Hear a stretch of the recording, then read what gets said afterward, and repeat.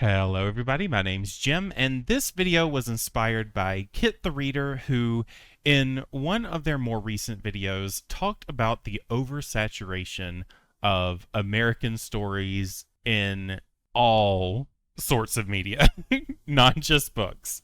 And I agree. These stories are everywhere, and I loved their idea of finding books from around the world and reading them. The idea is so cool, and I hope that they're successful in conquering the world with the books that they pick out. It's really exciting. It's something that I look forward to following on their channel. They even inspired me to start marking book locations on a map, but I'm struggling because I can't find the exact countries for some, but I'm doing my best, and I want to fill it up too. So thank you, Kit, for the idea, but this also got me thinking about some American stories that are few and far between anyway, that are often ignored or pushed to the side in favor of current or mundane events that happen to take place in the United States. These are stories about communities that either existed here first or were brought here unwillingly, all of which still exist today. And while these stories are American, they're equally about cultural preservation, which is so important to not only how we see our country, but also our worldview. I haven't read these books myself, so I don't even know if I'll necessarily enjoy them, but I plan to get around to these soon as the next challenge I want to tackle after the Media Mirror Challenge with Don't Let Go by Harlan Coben. The first book that I want to read the blurb for is There by Tommy Orange. I mentioned this in my mid-year freakout tag as a book that suddenly popped onto my radar not too long ago as a book that I want to read. Tommy Orange's wondrous and shattering novel follows 12 characters from Native communities, all traveling to the big Oakland powwow, all connected to one another in ways they may not yet realize. Among them is Jackie Redfeather, newly sober and trying to make it back to the family she left behind. Dean Oxendine pulling his life together after his uncle's death and working at the powwow to honor his memory. 14-year-old Orville coming to perform traditional dance for the very first time. Together, this chorus of voices tells of the plight of the urban Native American, grappling with a complex and painful history, with an inheritance of beauty and spirituality, with communion, sacrifice, and heroism. Hailed as an instant classic, There is at once poignant and unflinching, utterly contemporary and truly unforgettable. So this book is highly acclaimed.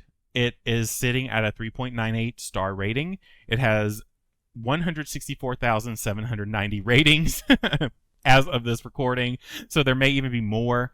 There are no available copies at my library. Oh, that's a lie. So there are a few books at my library, but many are checked out right now. So this sounds like it's going to be multi-POV, and if it is, I love that. So I can learn a little bit more from each individual that tells their story. So I'm looking forward to this, and I hope to at least get to this one this year. If I don't, then it'll be one of the early books that I read in 2024. Song of the Exile by Kiana Davenport. In this epic original novel in which Hawaii's fierce, sweeping past springs to life, Kiana Davenport, author of the acclaimed Shark Dialogues, draws upon the remarkable stories of her people to create a timeless, passionate tale of love and survival, tragedy and triumph, survival and transcendence. In spellbinding, sensual prose, Song of the Exile follows the fortunes of the Meahuna family, and the odyssey of one resilient man searching for his soulmate after she is torn from his side by the forces of war. From the turbulent years of World War II through Hawaii's complex journey to statehood, this mesmerizing story presents a cast of richly imagined characters who rise up, magnificent and forceful, redeemed by the spiritual power and the awesome beauty of their islands. So this is taking place in World War II, and I feel like I mentioned this before, but maybe not. But I was burnt out on World War II last year. It was just it was just a lot. I don't know if I'm quite over the World War II slump yet, but I do hope to get into this book soon.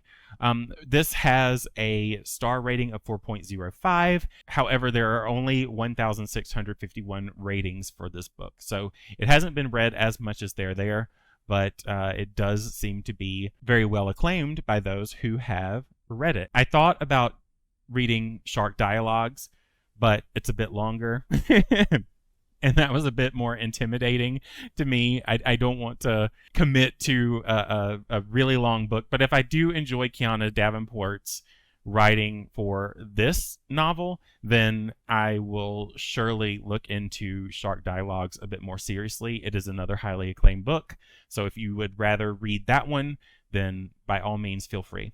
And finally, we have Daughters of the Dust by Julie Dash. I don't know how many people really know that the Gullah culture exists. It is very important to the history of South Carolina, which is where I live. Gullah is a preservative culture created by African slaves who wanted to hang on to the African culture and heritage that they were forced to leave behind and forget when they were ripped from their countries. Honestly, I don't know how many books there are that exist that feature the Gullah culture, so I'm going to highlight this one. Hopefully there are more. If anybody knows any more, I would love to know, because I do like reading about this and learning more about it. Inspired by her Sundance Festival award-winning film Daughters of the Dust, Julie Dash has put her cinematic vision on the page,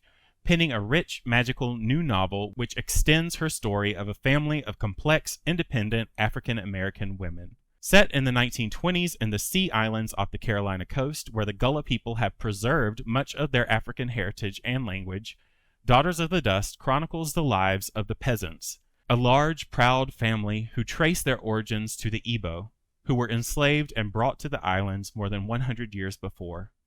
Native New Yorker Amelia Peasant returns to her mother's home to trace her family's history. From her multi-generational clan, she gathers colorful stories, learning about the first man and woman, the slaves who walked across the water back home to Africa, the ways men and women need each other, and the intermingling of African and Native American cultures. Through her experiences, Amelia comes to treasure her family traditions and her relationship with her fiercely independent cousin Elizabeth. Daughters of the Dust is ultimately a story of homecoming and the reclaiming of family and cultural heritage. Love that.